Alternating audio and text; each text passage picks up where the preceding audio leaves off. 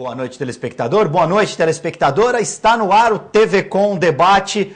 Hoje, com a proximidade, já estamos às portas do verão 2016-2017.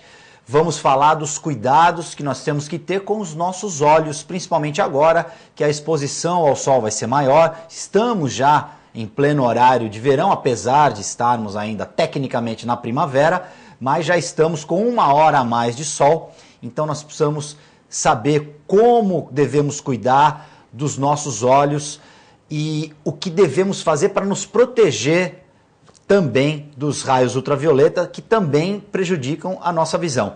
Para isso, eu recebo hoje aqui o médico oftalmologista, Dr. Marcos Alonso. Fazia tempo que não vinha o nosso programa.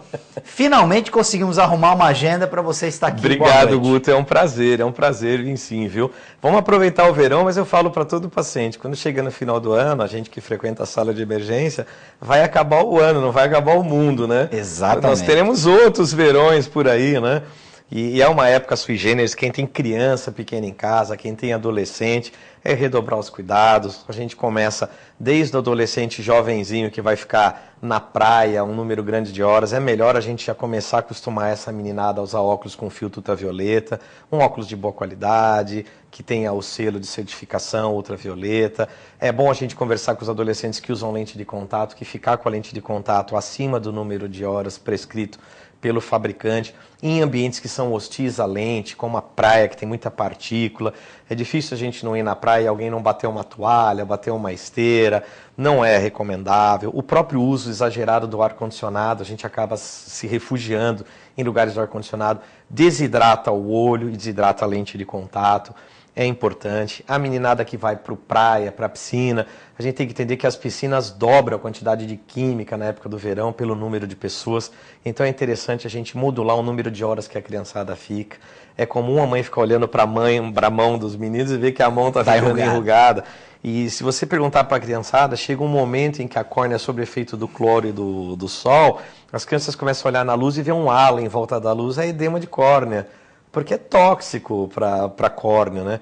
Então a gente limitar o número de horas, um carinho especial para usar o filtro solar, passar o filtro solar dessa região do olho para baixo, a da testinha tem que passar e deixar a criança um pouquinho para fixar, porque se ele sair correndo e ele suar, o suor vai fazer com que o protetor escorra para o olho, e boa parte dos protetores são químicos e são doloridos, o olho fica vermelho.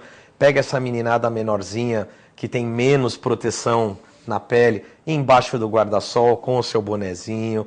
Para as crianças pequenas, evitar os horários de pico. Essa criançada não deve ficar das 10 às 14 na praia, fazer a correção dos horários de verão. Fazendo tudo direitinho, tem muito verão para a gente usar. Vai poder enxergar muitos pôr do sol aí. Muito. E a meninada que tem o hábito do esporte de praia, do esporte náutico, esses vão ter que começar a usar o óculos de sol desde cedo. A meninada do surf, a meninada do caiaque, a meninada do remo, do stand-up, não tem jeito. Você pega o sol a pino, a luz ultravioleta bate na onda e volta no rosto.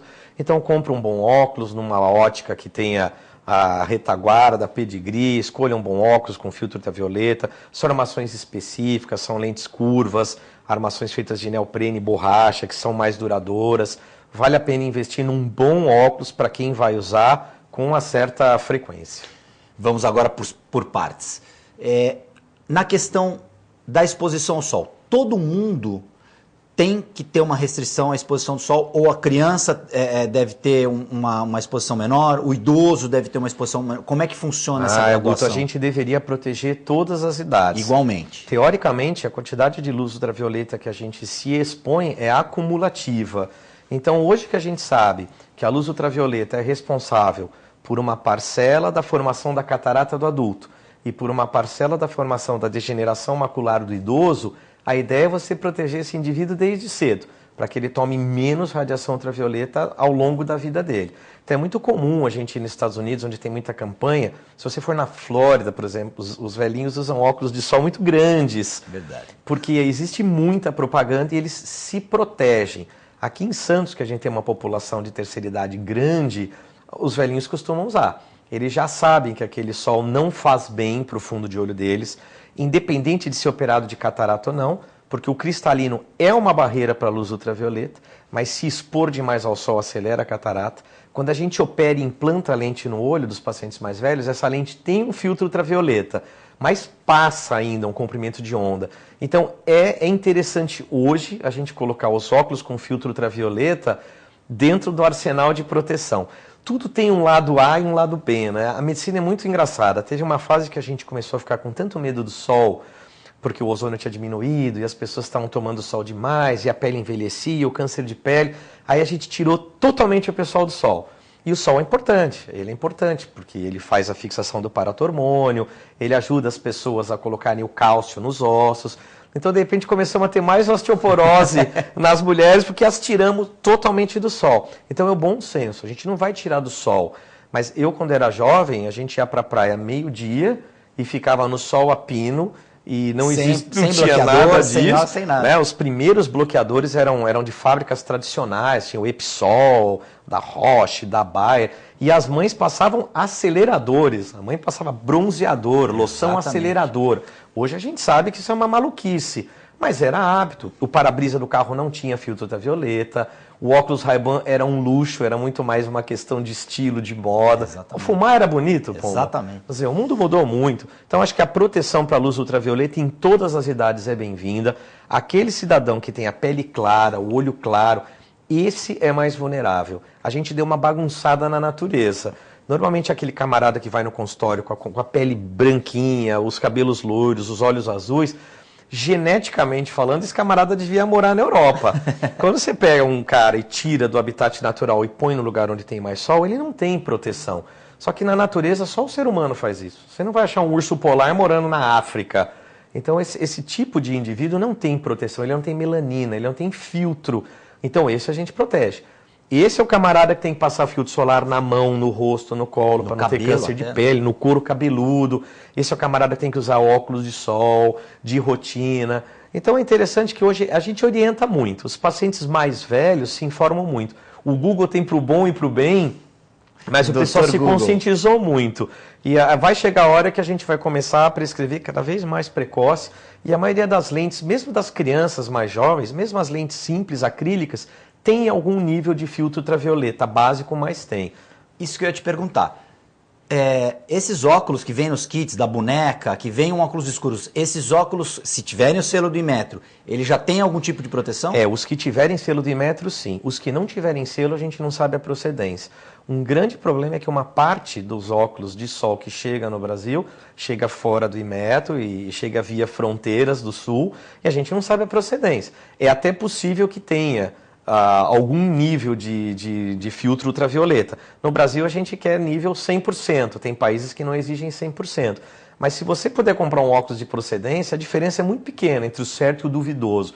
Tenho muito medo, a gente está no mundo do Matrix, nada é o que parece que é, né? Exatamente. Então evite, a gente está num mundo que cada vez que eu recebo uma notícia eu choro. Eu já descobri que a cerveja que eu gosto não é de cevada, de milho, que a cereja marrasquina é feita de chuchu, quer dizer, a gente não sabe do que é feito. Compre o que você sabe, às vezes o barato sai caro, viu? Invista um pouquinho nesse tipo de coisa, não dá para brincar. Não. No caso do óculos, por exemplo, é fundamental você... Uma boa marca, ela vai estar totalmente adequada, enquadrada nesses... E Santos é uma cidade muito rica numa área de oftalmologia e produtos ópticos. A gente tem grandes fornecedores, grandes marcas, lojas com 50 anos na cidade, né? Procure uma loja, alguém que te oriente. Você comprando direitinho, você tem direito à garantia, à troca e tudo mais. E a durabilidade também do óculos de qualidade, né? Da marca, sim, é muito maior. A grande tristeza de quem tem grau grande. Às vezes o camarada compra um óculos de uma marca fantástica, ele vem com uma lente maravilhosa, mas ele tem que tirar aquela lente para substituir por uma de grau e perde aquela tecnologia toda das lentes mais modernas, né? Então, se você puder, invista. É para você. Tudo que é para você, gaste. Não é luxo, vai ser uma necessidade. Eu tenho um óculos de sol, eu tenho um óculos antigo de sol da época dos filmes do Sylvester Stallone, tem 20 anos o óculos de sol, impecável. Esses óculos de sol, essa série fantástica, esses caçadores que a gente tanto podia falar, esses óculos foram desenvolvidos na Segunda Guerra Mundial. Eram óculos de aviadores, inclusive. Exatamente, né? Os aviadores precisavam para voar contra a luz, eles ficaram imortalizados porque o Gregory Peck fez o general Douglas MacArthur na televisão, no cinema, e o MacArthur gostou tanto daquele óculos que requisitou que a Força Aérea doasse um para ele.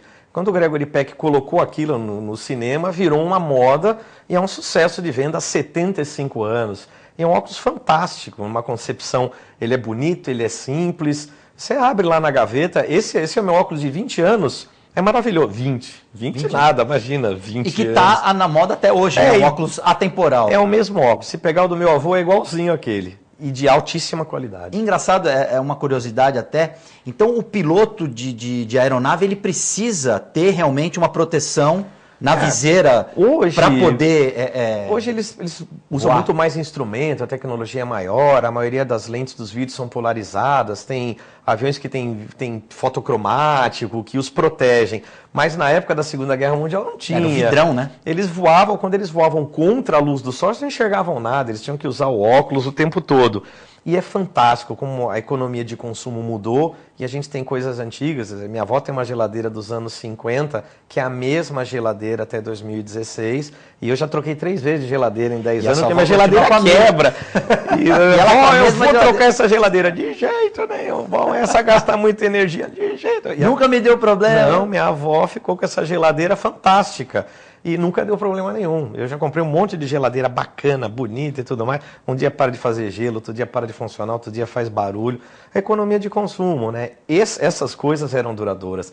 As próprias casas que vendiam os produtos, elas zelavam pelo bom nome, tanto do vendedor quanto da fábrica. Existia uma parceria entre fabricante Eles eram representantes da marca. Era né? uma loucura. Se você levasse um óculos com problema, o cara zelava, arrumava. Isso está se perdendo, né?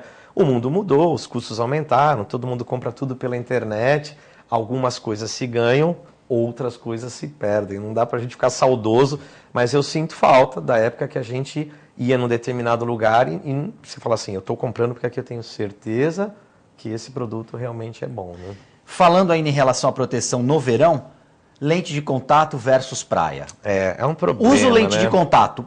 Vou à praia com a lente ou vou à praia sem a lente? Se você for um usuário de lente habilidoso, que já tenha dominado completamente o uso da lente de contato, eu diria que você pode ir na praia sem problema nenhum. Se a lente de contato for descartável, tanto melhor, porque se você tiver algum problema, você tira sem problema nenhum. O duro é que quando você não é um bom habilitado, você está começando, tudo assusta. Para manusear. E não é um ambiente propício. Né? Teoricamente você teria que parar, lavar as mãos, mas vai lavar a mão aonde na praia? Ou pegar um vidro de água mineral para lavar a mão para poder tirar a lente de contato do olho. Então, se você for uma pessoa bem tranquila, que sabe usar a lente há muito tempo, você se sente seguro para usar ela em praticamente todos os ambientes. Eu tenho um amigo meu que usa a lente de contato, que surfa com a lente de contato. Tranquilo, mergulha sem fecha problema. o olho quando mergulha, porque se sente confiante. Para quem é marinheiro de primeira viagem, é dizer, não use. E nesse caso, uso a lente e uso um óculos escuros. O óculos escuro de proteção. Quer dizer, se você não está habilitado a fazer isso, é preferível usar o óculos com o grau e pronto. Aí a vaidade não pode suprimir o seu bem-estar. Mas eu tenho pessoas que usam a lente mais as mulheres, né? As mulheres têm extrema habilidade para colocar e tirar a lente. Até por conta dessa necessidade estética. A estética, e elas desde cedo estão se treinando a usar material de maquiagem, têm as mãos mais delicadas e tudo mais. Então as meninas costumam usar a lente de contato com grande sucesso. Mas 18 anos para frente, cabeça boa, um habitat controlável. Para adolescente, lente de contato, se não tiver a cabecinha boa, todo pai conhece o filho que tem. Eu prefiro adiar o máximo possível. A maioria das vezes que eu prescrevo para menores de 18 anos são meninas. Que você já sabe que vão ter porque a aquele gente cuidado. já tem o feeling e troca essa informação com os pais, mas com a mãe, que elas têm bastante habilidade, mais responsabilidade. A menina fica madura mais cedo mesmo. E o menino, a gente é relaxado, não não adianta. Não, eu tenho medo. Eu tenho medo porque Essas coisas que a gente fica escutando, fulano estava sem o líquido, aí lambeu a lente, pôs no olho. Você tem esse histórico já? Isso é maluquice, quer dizer, o ambiente. A lente descartável já foi feita para que em qualquer eventualidade você jogue a lente fora. O nome já está te falando, A gente senta e fala para os meninos, olha, a córnea não tem preço, a lente de contato descartável é de baixo custo para que ela seja descartada. E agora eu tenho medo, a meninada quebra protocolo mesmo, as meninas não. As meninas fazem direitinho. Os meninos já são. Por exemplo, a molecada sai, vamos jogar bola na praia, vai de lente. É um problema. Vai cabecear de olho aberto. E aí põe a mão suja no olho. Então esse é o tipo de situação que a gente deve evitar. Acho que o uso na praia para o esporte náutico da lente de contato é para o maior de 18 anos, para o adulto, que tenha extremo domínio do uso da lente de contato, bom senso, já esteja treinado. Se não ponha seu óculos, hoje a gente tem uma série de óculos esportivos bacanas, armações de borracha, de neoprene, você prende atrás do olho, é uma blindagem, te protege, é tudo de bom. É caro, mas funciona que é uma beleza. Não são óculos baratos. E não vai te dar uma dor de cabeça. Não vai te dar. O que eu falo, caro mesmo é ter que transplantar a córnea, trocar o olho, o resto... Pra gente até alertar, Marcos, fala para as pessoas... Qual o perigo de se ter uma situação de uma... As úlceras de córnea em usuários de lente de contato sempre são um risco grande. A úlcera de córnea é um risco grande em qualquer tipo de indivíduo, mas o grande usuário de lente de contato ele está mais exposto à úlcera pela manipulação diária. Ele todo dia ele faz atrito entre o dedo, o olho e a lente. A lente de contato, a descartável, eu gosto porque não dá tempo de contaminar. Passa um número determinado de dias, você joga a lente fora. Ela tem um prazo de validade. Ela tem um prazo, ela tem produtos que ajudam. Esses produtos são bacteriostáticos, são fungostáticos, mas a lente que fica na umidade pode criar um fungo, pode criar uma ameba. A água da torneira, o ambiente do banheiro onde a gente guarda a lente não é o ambiente mais limpo do mundo. Se a gente associar o usuário de lente, que tem maior chance de ulcerar, com a possibilidade da lente estar contaminada ou o dedo, ele pode fazer uma infecção mais difícil de tratar e um fungo ou uma ameba na córnea são difíceis de debelar, porque o fungo adora um ambiente úmido, quentinho, fechado, então isso é problema. É um tipo de infecção que a gente não quer ter. Então, para o paciente que usa a lente descartável, minimiza a possibilidade de fazer uma grande infecção. Mas o usuário de lente de contato sempre é mais vulnerável do que o não usuário. E, curiosamente, quem usa muito tempo a lente de contato, às vezes reduz um pouco a sensibilidade da córnea. A lente de contato diminui um pouco a chegada do oxigênio na córnea, então ele fica um pouco menos sensível. Você vê que às vezes você está guiando, vê sua mulher colocando a lente no carro e tudo mais, você fala, puxa, se botasse a mão no meu olho assim, ia morrer, porque a sensibilidade baixou. Então a sensibilidade mais baixa pode não deflagrar um alarme. A dor é o primeiro alarme. Quando começa a doer, você para de usar a lente. Então tem alguns pacientes que continuam usando a lente porque sentem muito pouca dor. Então usar a lente de contato com dor não é normal. Doeu, deu sensação de corpo estranho, embaçou, ficou vermelho. Para, lava a mão, tira a lente. Tem onde guardar, guarda. Tem pacientes que eu já usei a própria lente de contato para tentar pesquisar que tipo de fungo que tinha. Você pegou aquela lente contaminada tenta mandar para o laboratório, dependendo do tipo de fungo, às vezes dá para ver na lente, para não ter que tirar material do olho. Mas o bom senso é o maior amigo do usuário da lente de contato. Por isso que eu tenho muito medo de lente de contato para menores de 18 anos, para aquela geração que está numa fase em que a vaidade fala mais alto que o bom senso, ou que ele sente a lente doer, mas ele fala, puxa, se eu reclamar, minha mãe vai falar que eu já gastei muito dinheiro esse mês com a lente, então eu não vou reclamar. Ela vai mandar usar o óculos, ela vai mandar usar o óculos, então ele vai com a lente com desconforto. É assim que as coisas acontecem. Repete, por favor, Marcos, quais são os sintomas? Vermelhidão? Vermelhidão, sensação de corpo estranho, como se tivesse uma sensação de areia no olho e dor. Tem que parar de usar lente na hora. Uma dessas três ou as três? Qualquer uma das três. Qualquer uma das três. Não precisa ter as três combinadas. Não precisa. Começou a incomodar, ficou vermelho, pinga o colírio lubrificante, lava bem a mão, tira a lente e fica sem a lente. Se for descartável, joga essa lente fora. Se no outro dia acordar bem, abre uma outra da caixinha. Continuou com o olho vermelho, liga para o médico oftalmologista seu e fala, olha, a lente de contato você me passou, meu olho está vermelho. Se for no fim de semana, você pode procurar qualquer um dos hospitais que tem pronto-socorro 24 horas, a maioria tem um serviço de oftalmologia. Pequenas úlceras no início são mais fáceis de serem tratados, mas essa fase é crítica. É muito comum pegar as pessoas, e aí a mulher acaba entrando, porque a vaidade é muito grande, o desejo de não usar o óculos é muito grande, E às vezes você pega uma menina bonita com grau grosso, um óculos de 10, 12 graus, ela não quer parar de usar lente para colocar o óculos. Então ela acaba usando a lente. E a mulher já está acostumada, por exemplo, ao sapato um pouco mais apertado, a né? mulher sofre a se adequar, né? A se adequar a determinadas situações para manter o preço da beleza, a estética, né? a beleza. Então acontece muito isso. A mulher ela acaba e esse é um tipo de problema que grandes úlceras difíceis de serem tratadas evoluem para transplante de córnea. E é um tipo de transplante de córnea ruim. O transplante de córnea por infecção é o que tem maior índice de insucesso. A gente tem um transplante de córnea dos velhinhos, que são as bolhosas, tem os jovens que nascem com ceratocone, são bons candidatos a transplante. Os infecciosos, que a gente diz que tem que operar a quente durante a infecção, são os mais problemáticos. Então é uma coisa que você não quer ter.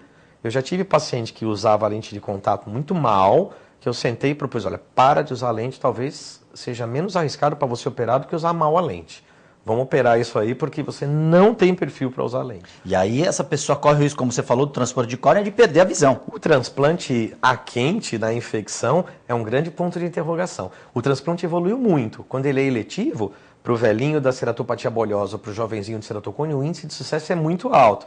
Mas para a infecção ainda é complicado. Então, o que vale ainda é o bom senso. Sentiu uma dessas situações que você narrou, e tem que pegar na hora. Se a gente conversa com os pais, né? Olha, rédea curta, conversa com a meninada, fica de olho, monitora quantas horas está usando, está fazendo do jeito que a gente conversou. Porque a meninada, se deixar, vai embora. Vai embora. E é difícil porque a gente tem a ilusão de que o adolescente ele quer usar lente de contato na vida noturna, e não é verdade. O grande meio social dele é a escola.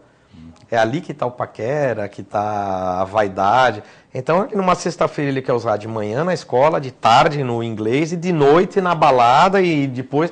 Não tem fim. Você precisa controle, para pegar no pé. Vou fazer um meia-culpa aqui, mas não em relação à lente, em relação ao óculos. Eu tinha que usar óculos, mas você falou do colégio, eu lembrei. A gente ia para a escola, não queria usar o óculos. Botava na bolsa, sentava no fundo e espremia o olho para ver o que o professor estava escrevendo na lousa. A mãe pega no pé, o guri põe o óculos para entrar na escola, ele passou da porta, ele dobra o óculos e guarda na bolsa. E a minha mãe brincava comigo, a mochila está enxergando 100%. Que é uma beleza. Não, e ainda melhorou, Guto, porque hoje as armações são muito mais bonitas do que quando a gente era menino. Quando a gente era menino, o estigma do óculos não existia. O óculos, quando veio para o Brasil, a primeira vez que foi feito um óculos no Brasil foi para Dom Pedro II. Nós não tínhamos nenhum óptico no Brasil. O primeiro óptico veio da Europa, eles encontraram um judeu alemão que fazia muito bem, ele foi contratado para vir ver Dom Pedro II, porque Dom Pedro II era hipermétrope, era um leitor contumaz, era uma figura espetacular da história. Ele vem... E já que ia vir para o Brasil, ele fica uma temporada no Brasil, vai até a Argentina, atende pessoas importantes no Prata, ele faz uma parada no Brasil em Recife, Salvador, Rio de Janeiro para ver Dom Pedro, São Paulo, vai para o Sul, vai para a Argentina. No meio do caminho ele manda uma carta para os parentes dele na Alemanha e fala, olha, tem muita gente aqui que precisa de óculos, vou ficar por aqui, e manda um dos primos para cá que a gente vai ficar. Os ricos colocavam os óculos... no inventário de quando se morre, deixavam de herança. Fulano de tal deixa uma fazenda, 2 óculos de tartaruga. Por que é tartaruga? Porque era tartaruga mesmo a armação. Você matava a tartaruga e fazia na tartaruga a armação.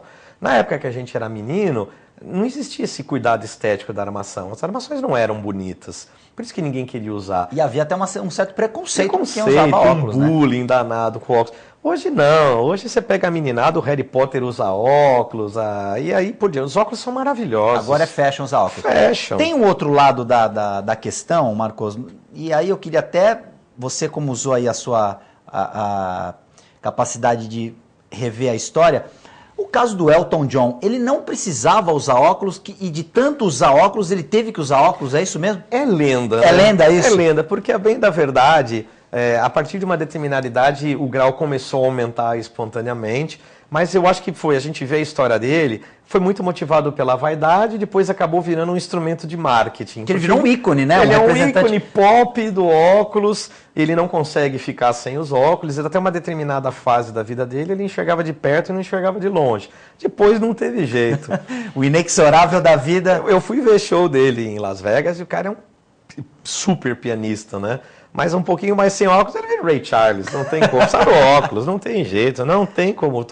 Eu tô aprendendo a tocar piano agora, tem hora que põe o óculos para ler a partitura, aí é difícil. Como é que o Ray Charles conseguia tocar? Fantástico, né? Autodidata, cego, quer dizer, o cara é um fora de série, né? Aproveitando mais uma vez essa sua lembrança do Ray Charles, qual foi a doença que ele teve nos olhos? Então, provavelmente Ray Charles teve glaucoma congênito. A história fala de glaucoma congênito. Ele perdeu a visão muito cedo. Mas foi gradual essa Mas perda, é provável que na tenra infância ele ainda enxergasse. Você vê, ele ficou cego por falta de condição. Se ele não, Exato, se ele de não acesso ao fosse tratamento, né? de um estado do sul, pobre, negro, ele provavelmente poderia ter salvo uma parte da visão. Embora na época o resultado das cirurgias de glaucoma congênito também fosse muito limitado, mas ele teria uma chance de salvar um pouco. Mas são foras de sério, que é para a gente chegar em casa e pensar. Se a gente tinha um Beethoven que tocava e depois ficou surdo e serrava o piano e escutava a vibração, tem um Ray Charles e eu estou tentando aprender com professor, com piano em casa, com tudo, e é difícil para chuchu. E já sabe que não pode estalar os dedos, né? Já fica pegando no meu pé. Aí o cara aprende sozinho, cego, negro, pobre, sem piano. Dizer, e tocava e cantava muito. Brilhante, né? O cara era gênio mesmo, era gênio. Eu comparo com Mozart, porque Mozart teve tudo para fazer, era um gênio da música. E a gente, sem limitação nenhuma, tem uma dificuldade enorme, né? Então, toda uma população que aprendeu e cresceu, a gente tem uma série de artistas aí que a gente se impressiona. A visão impressiona demais, né? Eu levei minha filha para ver as obras do Aleijadinho, quando eu mostrei para ela como é que ele entalhou aquilo, porque a gente com as duas mãos, se tivesse que entalhar o que ele fez, teria sido já uma obra-prima. Agora, fazer aquilo com a deficiência que ele tinha, quer dizer, era uma coisa incrível, com aquilo amarrado nas mãos, né? São exemplos que a gente não cultiva, né? No caso do Ray Charles, ainda só para a gente fechar, nós vamos entrar no break, já deram um aviso do break. No caso do Ray Charles, a vista foi... porque no filme parece que a vista cola, eles dão uma plástica... Provavelmente, assim, glaucoma congênito, o olho fica até um pouquinho maior, ele faz um edema crônico, mas depois o que morre é o nervo óptico. E ele acaba cegando porque a pressão alta mata o nervo óptico. Só que no começo ele tinha visão, ele vai perdendo a visão, o campo vai ficando fechado, ele começa a ver halos em volta da luz, que devia ser o edema da córnea, e aí chega num ponto muito precoce que cega. Ele deve ter ficado cego muito cedo, deve ter ficado cego, tem idade aí. Antes da adolescência? Antes, com certeza, talvez antes da primeira infância, e ele já tivesse cego, com uns 4, 5 anos ele já não enxergasse mais. Perfeito. TV Com Debate vai fazer um rápido break e nós voltamos em instantes.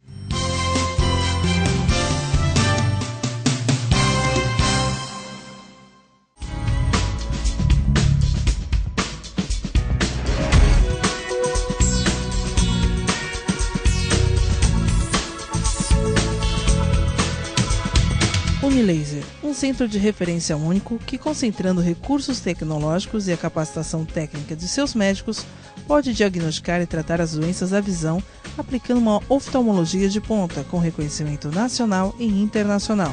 Unilaser, unidade oftalmológica de laser.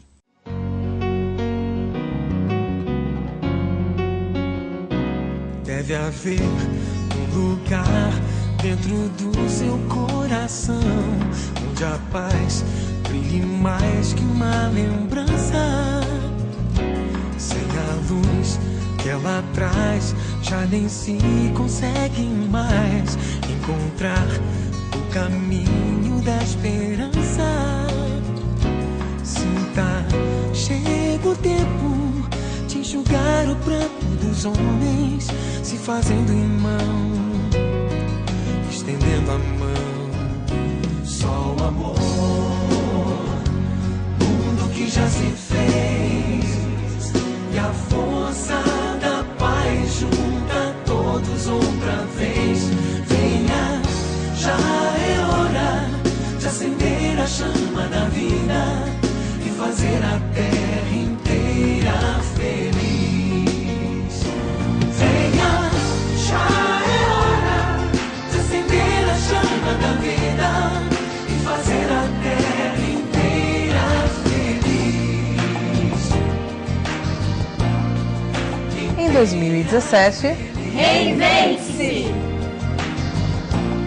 A terra inteira feliz.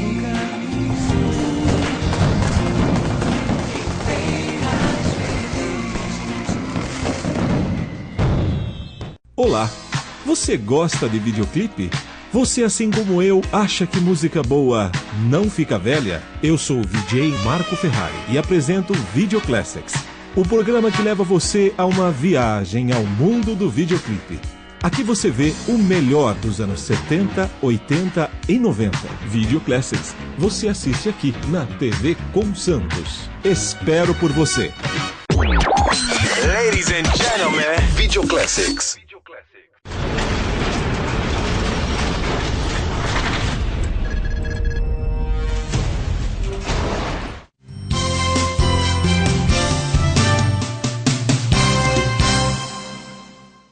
TV com Debate já está de volta. No programa de hoje nós recebemos o médico oftalmologista Marcos Alonso. Marcos Alonso, vamos voltar aqui ao nosso papo, mas não podemos deixar de falar da tragédia que acometeu o voo do time da Chapecoense, que foi para a Colômbia e acabou vitimada ali pelo acidente. 71 pessoas morreram, entre jogadores, diretores, dirigentes e jornalistas. Você conhece muito bem a Colômbia e a gente ficou admirado com a acolhida que o povo colombiano deu aos brasileiros e a forma como eles lidaram com a tragédia, nos ensinando muito, tenho certeza disso. Como é que é a Colômbia na prática? Mudou muito? Você conhece bem ali aquela região? A proximidade dos Estados Unidos ajudou a Colômbia? Eu acredito que sim, viu, Guto? Quer dizer, eu tive momentos muito bons na Colômbia. A Colômbia tem uma oftalmologia muito boa, né? Não estamos saindo fora do contexto, porque tem essa... Eu fui num Pan-Americano para conhecer, acabei ficando um pouco mais lá. E estruturalmente, eu acho que a proximidade dos americanos com os colombianos e foi uma intervenção branca, né? Os colombianos precisaram de muita ajuda, porque uma guerra civil, narcotráfico, fronteiras, Farc... E quando estava começando a perder totalmente o fio da meada, eles pediram ajuda para os americanos. Junto com a ajuda do americano veio a doutrina, veio a cultura, para o bem e para o mal. Eles são americanófilos, mas eles deixaram uma doutrina organizacional, uma doutrina de meritocracia. Eu acho muito bacana, é uma combinação interessante. Eles são muito parecidos conosco.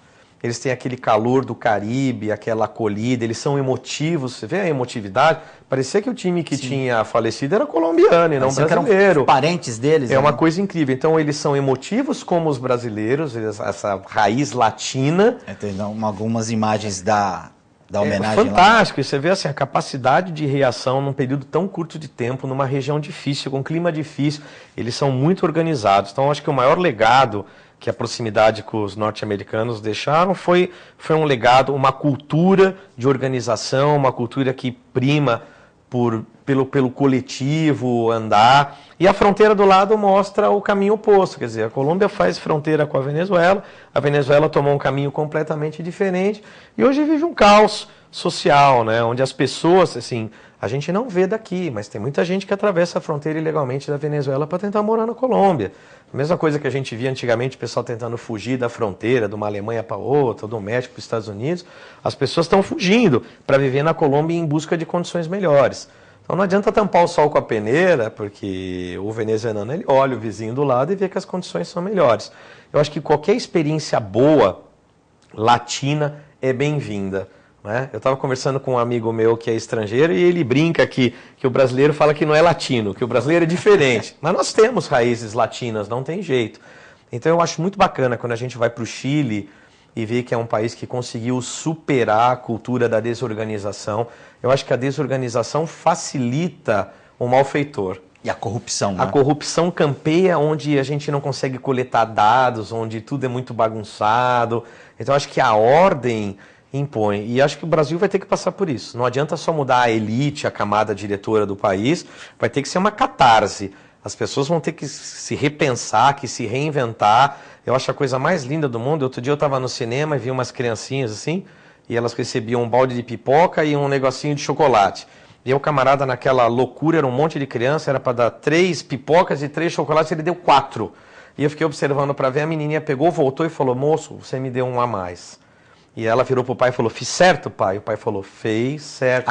Isso aqui no Brasil? Isso aqui, ou lá aqui no Brasil, em Santos. Tá. Eu vi aqui, isso é uma coisa que te toca, porque quando a gente começa a ver que a elite está tão corrompida e que tudo está muito errado, você tem medo que a criança pegue e não fale nada e que fale pro pai, pai, ele deu um a mais. E o pai fala assim, tá bem, não fala nada, boa, e guarda. Então isso vai ter que mudar. A gente vai ter que começar a pensar. A gente estava meio desmotivado, né? Porque você tem a sensação de que todo mundo que faz tudo direitinho é trouxa. Sim. Né? O certo é o errado e o errado é o certo. Você mora numa sociedade em que a única coisa que você não pode fazer é ser certo. Você paga o condomínio tudo direitinho, aí um camarada não paga, por motivos mais diversos. Mas aí, assim, o tratamento é diferenciado para o que não pagou. Para os que pagaram, a gente precisa ter essa cultura de fazer as coisas da forma mais correta possível, cultura de legado, de deixar um legado para os filhos. Eu acho que isso a gente não tem, o colombiano já tem, o chileno também. É uma cultura de legado. E quando a gente fala de legado, é deixar um país e não deixar patrimônio. Um país melhor, né? Esse era um problema. Eu olhava desse jeito, a gente trabalha tanto para olhar e falar para os filhos assim, olha, mas depois que o papai morrer, eu vou deixar você. Não, vamos deixar para você um país melhor, uma cidade melhor, uma universidade melhor. Vamos deixar uma situação melhor para você. Melhor para você. Atingir eu achei muito triste a minha geração toda, quando a gente senta, todo mundo querendo ir embora. Ah, eu estou querendo ir embora, fechar tudo aqui. Eu tenho parentes na Europa, eu tenho parentes nos Estados Unidos, eu tenho parentes para cá, eu tenho cidadania portuguesa, eu tenho cidadania espanhola, a minha família mora no céu. É um horror. A gente não pode entregar os pontos. Eu não quero ir embora para lugar nenhum. Você ainda acredita que o Brasil vai voltar a ter melhores momentos? O Brasil, em boas condições, é um país único para morar. E o que a gente pode aprender com a Colômbia? Olha, eu acho que assim, a primeira coisa é fortalecer instituições, sabe? Então, isso foi muito importante. A Colômbia passou por uma fase que as instituições eram fracas. Corrompidas e os meios de mídia eram perseguidos. Então a gente precisa manter a duras penas a mídia sem mordaça, doa quem doer. A gente não pode cair nesse meio, a gente não pode, nesse primeiro momento, amordaçar ninguém. Não pode amordaçar o judiciário, no caso. O judiciário, num segundo momento, vai ter que ser alvo. O judiciário tem que se reinventar. Tem que haver limites para todos os poderes. Eu tenho grandes amigos, juízes, promotores, a gente discute em alto nível, mas o judiciário tem que se reinventar. O judiciário tem que ser repensado de uma outra forma, porque está falho.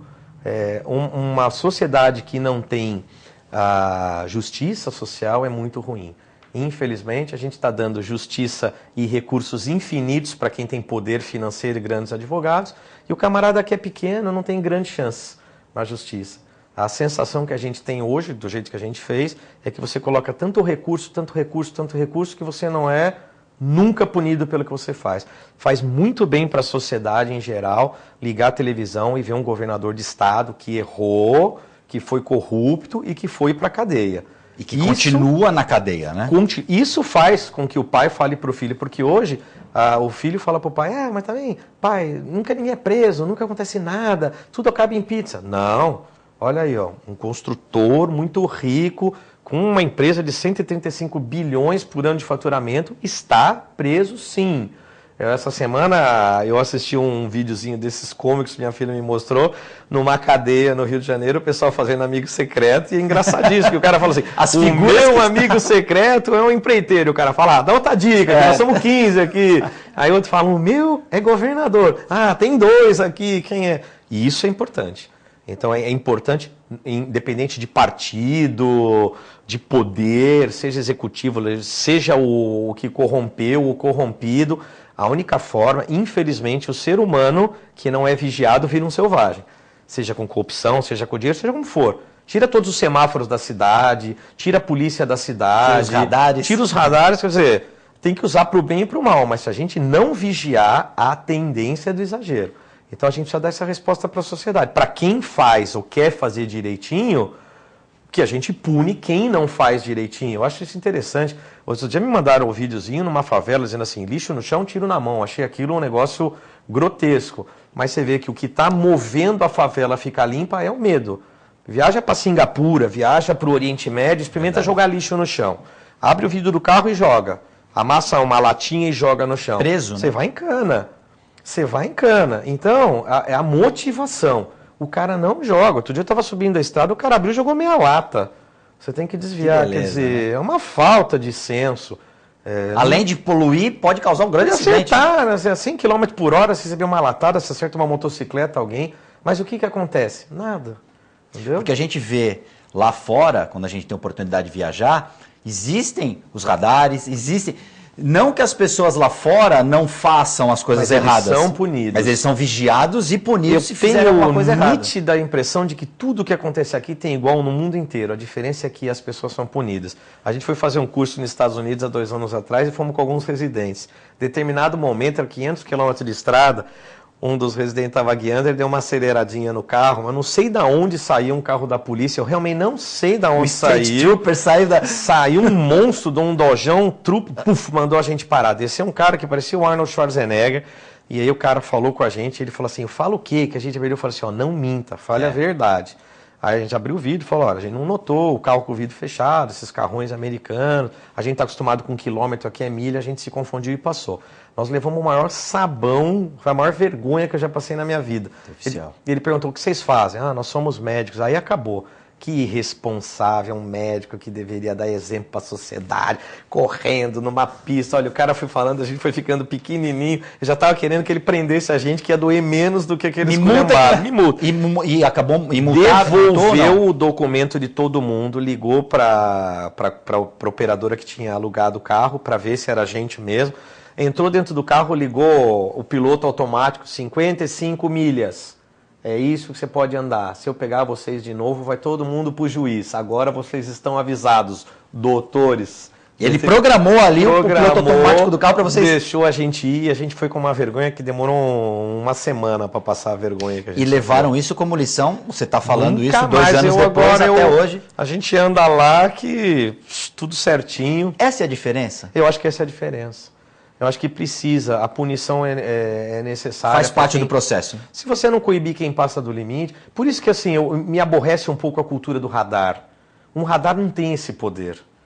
A liturgia do policial tem esse poder. Esse policial na estrada, ele fez o papel do radar. Se ele tivesse que multar, ele multava. Se fosse arrecadar, arrecadava. Mas a presença dele inibe um traficante, inibe um assaltante, inibe a gente correndo, inibe um cara bêbado.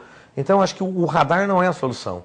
A solução é colocar... A presença física da autoridade. Física, porque a autoridade muda tudo. Tem estudos de sociologia que você pega um bar às 7 horas da manhã, tá todo mundo tomando pinga. Aí você pega um ator e veste o cara com uma batina de padre e põe ele na porta do bar tomando uma Coca-Cola, todo mundo entra e sai do bar com refrigerante. Precisa ter alguém vigiando. Então eu acho muito mais interessante do que a gente colocar o radar, que o mecanismo do radar é perverso, que muitas vezes você é multado, que você passou 3,5%. Então eu acho errado, porque é a forma de você interpretar a lei. Você está transformando um cidadão normal que tinha que estar a 70, ele foi multado a 73,5%. Quer dizer, ele estava tentando cumprir a lei. É muito difícil, num ponteiro analógico, ele conseguir. Às vezes ele acelera um pouco. Precisão. Eu já tive experiências, a gente tentar passar e às vezes se dá a mão para alguém que está indo mais rápido e tudo. Então eu acho que é frio, eu acho que é colocado de uma forma que, aí sim, privilegia muito mais a arrecadação. É uma coisa que me irrita, o que me irrita muito no mundo de hoje é a hipocrisia. É você entrar num hotel de uma cadeia norte-americana e está escrito assim: se você quiser usar a toalha 2 vezes, você vai estar ajudando a salvar o mundo da poluição. Nenhuma rede grande de hotel está lá preocupada com poluição, né? O cara tem uma piscina com 1 bilhão de litros no resort e faz tudo descartável. Não, eles querem baratear custo. Eu acho isso hipócrita. Acho que devia ser assim: se você usar a toalha mais 2 dias, a gente dá um desconto de $10 na diária. Aí é bom. Agora, a mentira é que ninguém mais aguenta.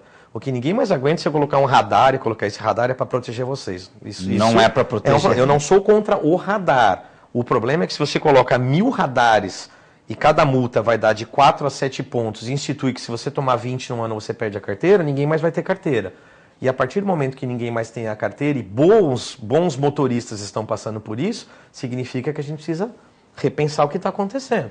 Tem um monte de gente boazinha aí, tem uns vozinhos que levam as crianças na escola e tem 5 multas num ano e vai ter que se repensar isso. De alguma forma isso começa a criar a questão de passar os pontos, vou cria vendo, todo um mercado, liga pra avó, paralelo, pega a carteira. Posso colocar na sua? Mãe, deixa eu pôr na sua, pelo amor de Deus, tomei mais uma. Senão eu vou perder a carteira. Então, é o que todo mundo está fazendo. Quer dizer, alguma coisa precisa ser repensada. Não está funcionando. Não é que a lei pega ou não pega. Ah, mas a gente diminuiu a velocidade na marginal, não sei o quê. Gente, o problema de São Paulo é que as pessoas estão correndo. Não é. O problema de São Paulo é que não anda. A gente fica parado, né? E não anda. Vamos pensar em alguma coisa, vamos pensar fora da caixa, a gente precisa de pensadores. Às vezes você pega uma avenida de São Paulo, são 4 pistas aqui, 4 pistas aqui. De manhã essas 4 estão lotadas, essas 4 estão vazias. Aí de tarde essas 4 estão lotadas, essas 4 estão vazias. Será que não? Se a gente não vai domingo e fecha uma faixa para as pessoas andarem de bicicleta, só, não dá para a gente colocar 6 e 2 de manhã e depois 6 e 2 de manhã? Ah, mas dá trabalho. Pô, mas para andar de bicicleta no domingo não faz? Vamos fazer isso. Vamos pelo menos experimentar, né? Vamos experimentar, vamos usar a cabeça. Às vezes a gente passa, ontem, acho que eu estava em São Paulo e passou um ônibus daqueles enormes, articulados, fantástico, caríssimo. Tinham 3 pessoas dentro do ônibus. Será que naquele... Cheio de carro. Cheio de carro e a pista vazia, quer dizer, passava um ônibus, aí demorava meia hora para passar outro ônibus. Quer dizer, não foi bem pensado aqui. Pode ser no geral, mas ali a companhia está gastando um combustível enorme para levar 3 pessoas. A companhia também devia tirar aquele ônibus e colocar um menor no horário que tem menos pico para não encher o saco da gente. Devia ter algum outro mecanismo, mas dá preguiça pensar. E aí você tem uma outra questão, que é aquela questão, olha, vamos colocar ali para atender determinada situação. Não necessariamente aquela região precisa de um ônibus com aquela capacidade. Você vê como é particular e individualizado? Como eu acho bacana o camarada viajar como prefeito, como gestor, e ele ver uma ideia lá fora e tentar tropicalizar a ideia para o Brasil. Mas tem coisa que não dá. A gente tinha um prefeito de São Paulo, o cara tinha uma ideia bacana, o cara viaja para a Holanda e quer botar bicicleta em São Paulo. Mas o problema é que na Holanda, da periferia para o centro da cidade, são 7 quilômetros. Em São Paulo são 70. Você imagina o cara acordando no Boimirim, vindo andando de bicicleta até o centro, ele vai morrer. Ele vai morrer. Ele vai ser atropelado. São 70 quilômetros para ir e voltar. É praticamente um triatlon que ele vai fazer de bicicleta. Não é uma coisa normal, nós queremos fazer igual a Holanda, mas não dá. Tudo acontece. Se você vê esse avião que esse camarada comprou, esse da Lamia, esse Avron, é um avião que era usado em voos internos da Inglaterra e da Holanda. É um avião que 3 mil quilômetros de autonomia dá e sobra. É uma boa máquina, né? Com 3 mil quilômetros você vai e volta na Holanda o dia inteiro, mas não aqui. Na Holanda, não foi o avião certo para ser comprado. Entendeu? Então, quando não se usa a cabeça, eu tenho muita expectativa do que vai acontecer daqui para frente com a mudança do perfil dos prefeitos. Que a gente vai começar a ter, talvez, mais gestores e menos políticos. Eu tenho muita curiosidade para ver o que o Dória vai fazer, eu vejo com muita curiosidade, porque pode ser o princípio de uma nova geração de políticos gestores. Inclusive pessoas que escutem. Eu acho que o poder é muito solitário, o camarada fica impermeável a ideias. Ele tem um séquito de pessoas que fala para ele, você é morto, você é ótimo, você é demais. Ele fica ali naquele... Nossa, você é o cara, você sabe tudo. E corrompem o cara e ele acha que não é assim. Escuta a crítica, escuta o outro lado, escute novas ideias. A gente precisa vencer com novas ideias, criatividade, porque a gente não tem recurso. Essas parábolas eu acho fantásticas. Eu dizia para minha filha outro dia, do russo e do americano, a parábola da estação Solyuts, que eles tinham que escrever as fichas e o americano não conseguia usar a esferográfica porque ela não funciona assim em gravidade. Então eles botaram um compressor na esferográfica para poder escrever e custava $10 mil uma caneta. E ele falou para o russo, olha, essa caneta tem um compressor, o russo com lápis. Nossa, fantástico. E o russo já escrevendo, vamos resolver com 1 centavo. O problema é resolver. Então vai ter que ter coragem, porque a hora que o cara toma uma medida... todo mundo é contra, tem uma política, deixa disso. Aqui, Santos tem muita dificuldade de mudar, uma cultura do não se pode mexer aqui, não se pode mexer acolá. Então as pessoas têm que amolecer um pouquinho, têm que entender que a oposição é oposição, mas a cidade não pode parar, o Brasil não pode parar por causa de oposição, isso é muito ruim.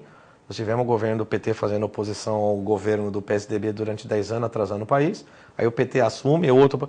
Não é isso. Se a gente não parar... Uma oposição mais responsável, mais construtiva, sabendo a hora que tem que votar a favor e votar contra, como qualquer lugar. Nos Estados Unidos, há 2 anos atrás, na pior crise fiscal, democratas e republicanos tiveram que aumentar o teto da dívida, senão o país quebrava. Então, e hoje um consenso Hoje um consenso. E hoje o país está pujante de novo, o que é bom para a gente. Os Estados Unidos rodando é um grande mercado. Se não tiver um pouquinho de responsabilidade, uma mudança de perfil, vamos dar as mãos aqui, vai ser mais difícil sair desse buraco. Esse exemplo que você deu do Dória, ele inclusive já criou um conselho de ex-prefeitos. Fantástico. Né, que vai servir justamente para isso que você falou, para ele ser aconselhado né? Porque as pessoas já tiveram lá onde ele está, sabem das passaram por dificuldades problemas parecidos, às vezes e você vão tem... poder ajudar. Quer dizer, e não muda, precisa ter tudo isso e ainda precisa ter alguém dentro da Câmara dos Vereadores para fazer a negociação, interlocução para passar os projetos, precisa ter dinheiro, precisa ter interlocução com o Estado.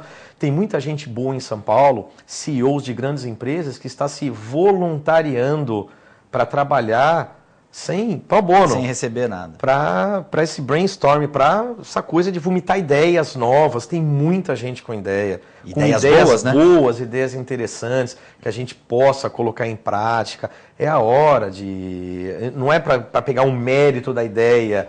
Eu fiz isso. Isso me irrita quando eu vejo uma propaganda. Eu sou fulano, o pai da lei tal, não sei o quê. Quer dizer... Já não começou bem. Ah, mas eu fiz a lei de não sei o quê. Ótimo, parabéns, era sua obrigação. Você era um tá lá pra legislador, isso, né? fez uma boa lei bacana, recebeu seu salário.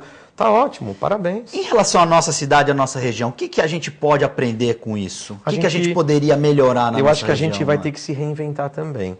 Eu acho que muita coisa que Santos teve, Deus deu. Deu um porto magnífico, natural, um estuário que assim, fantástico, gigante. A gente ganhou muito com o porto, mas o porto, a natureza conspirou a favor do porto e a gente teve dificuldade de juntar uma margem a outra esses tempos, a gente precisa resolver isso. Outra coisa que a gente precisa entender é que com o enfraquecimento do investimento da Petrobras e da Cosipa aqui, a gente vai ter que pensar de novo nas outras vocações da cidade. Acho que a cidade pode ganhar com o turismo de novo. Concordo Eu acho plenamente que com pode. você. O turismo nosso é muito incipiente. O que está acontecendo? Santos, em especial, a gente vê a estrada cheia e as pessoas não estão aqui. Estão indo para outras cidades do litoral. Então, qual que é o grande aparelho turístico de Santos? É a praia. Então, vamos fazer essa praia funcionar. Vamos dar segurança para a praia. Vamos fazer com que as pessoas se sintam bem. Eu me lembro que não muito tempo atrás as pessoas levavam cadeirinha de praia, era comum. Você alugava um apartamento de 2 quartos, são 10 pessoas. Então todo mundo botava a cadeirinha e ficava ali na praia. Mas aquele pessoal que ficava ali na praia, ele vinha para cá, ele usava a gasolina, ele comia no restaurante, tudo mais, supermercado. A gente precisa trazer as pessoas de bem para cá de novo. Então a praia eu acho que é fundamental, Cartão. Quando o Filete fala que tem que tomar conta da praia, eu ligo e falo. Essa iniciativa do Eduardo Filete, aliás, um abraço pro Filete. A praia, cartão de visita. É, né? O nosso... Ah, não. Quem tem criança pequena adora trazer a meninada na praia. É só a praia estar arrumada, segura, quer dizer... Limpa, vigiada. Você precisa deixar os velhinhos poder andar na praia sem medo de ser assaltado. Praia não é lugar para homeless, praia não é lugar para tráfico, praia não é... Não. Para guardador de carro. A praia tem que ser para as pessoas de bem. E as coisas têm que ser vigiadas, sim. Eu não posso pôr 20 marmandos jogando bola perto das crianças e dos velhinhos. Então vamos respeitar. Jogar bola é do lado do canal? Joga a bola do lado do canal. Jet ski é só do lado para lá. Jet ski é só do lado. É só as coisas andarem, todo mundo vai. Em cima daquilo que você falou anteriormente, com fiscalização. Tem que fiscalizar. Né? Tem que jogar 100 metros do canal, mas vamos colocar pessoas fiscalizando para ver se aquilo está sendo feito. O cara vai lá, olha, meu amigo, você não pode jogar a bola aqui. Quer dizer, e é difícil, porque fácil é botar radar, porque você passa e a multa vem pelo correio. Agora, você treinar um cidadão para sozinho, com um cacetete, convencer 22 marmanjos que eles não podem jogar lá, a autoridade que vai se perdendo, porque a instituição falava. O cara falava, eu lembro que a gente era menino, ia jogar bola, o cara chegava e falava, ó, aqui vocês não podem jogar. Pô, seu guarda, não sei o quê. A gente ia.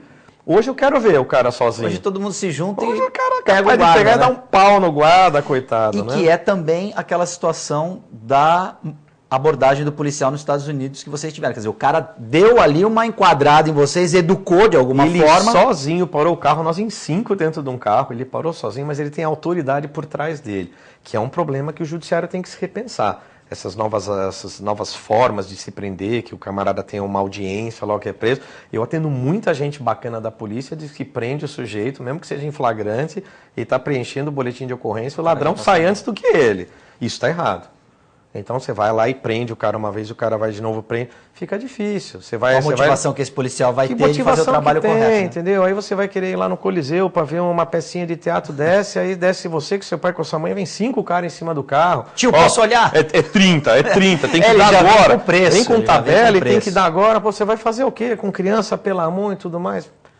Faz parte do aparelho tomar conta disso também. Me entristece ver uma cultura de que o cara pode pichar a cidade inteira, que a polícia não pode prender. É horrível. A cidade é tão bonita. Às vezes você passa em casas lindas, tem 100 anos, patrimônio tombado e está tudo pichado. E aí, quer dizer, nós temos que ter uma lei que proteja o PM que prende. É capaz de se o cara prendeu o camarada que pichou e o cara for menor de idade, ainda sobrar para o PM que prendeu. Não pode.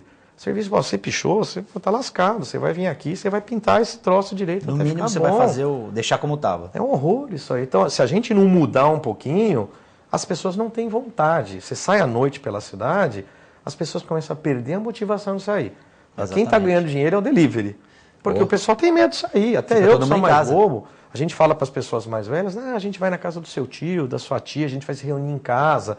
E todos esses restaurantes, a gente sempre teve uma cidade com 1000 restaurantes bons, bonitos e tudo mais, isso vai se perdendo. Facilitar um pouquinho a vida, me incomoda isso, né? Qualquer lugar a gente tem uma legislação clara para alguém que queira investir e fazer um restaurante do lado da praia. Uma legislação clara para que o cara faça um investimento e faça um lugar bacana. Aí essa confusão atrapalha. O cara faz o restaurante no pier, aí entra alguém com uma liminar, aí caça, daí vai, daí volta. Isso é ruim. E a gente perde. Isso é ruim. Finalizando o programa, eu queria saber a tua opinião sobre a eleição do Donald Trump nos Estados Unidos. Olha... Você gostou ou não? Eu a princípio, eu fiquei um pouco chocado, mas eu não gosto de meias medidas. Eu acho interessante. Eu estou curioso para saber o que vai acontecer. Eu vou todo ano para os Estados Unidos fazer um curso. Esse ano, eu saindo de um curso, minha entrada e saída foi para Nova York, eu comentei com todo mundo que os Estados Unidos mostrava sinais de decadência por desmando. E começou a me assustar o fato da gente começar a ver coisas que eu não gosto no Brasil e nos Estados Unidos. Por exemplo? Ver a polícia sendo cerceada, vendo esses pseudo-direitos humanos falando mais alto, vendo pobreza, miséria, a meritocracia indo embora, distribuição de dinheiro não pela meritocracia. Eu acho que assim, esses últimos governos, ela perdeu a eleição porque a leitura da sociedade americana foi de que o dinheiro estava sendo arrecadado e não estava sendo usado como a maioria queria. A Hillary Clinton. A Hillary, quer dizer, foi uma eleição muito caricata, entre uma mulher com um passado muito grande na política. Ela representa uma parte da política que grande parte dos americanos não quer mais. Ela tem um passado muito grande. O Donald Trump, com toda essa pirotecnia, é um camarada que lutou contra tudo e contra todos para conseguir... É um vencedor, né? Esse camarada, 20 anos atrás, era um grande doador do Partido Democrata. Você vai ver fotos na internet dele doando na campanha de Clinton. Ele não conseguiu espaço nos democratas, ele foi arrumar espaço nos republicanos. Metade dos republicanos não o queriam. Ele ganhou uma eleição com metade do partido contra ele, de braços cruzados. Então eu acho muito interessante. Eu acho muito interessante até porque a sociedade não permite que ele faça metade das loucuras que ele alardeou. Exatamente. A sociedade sempre...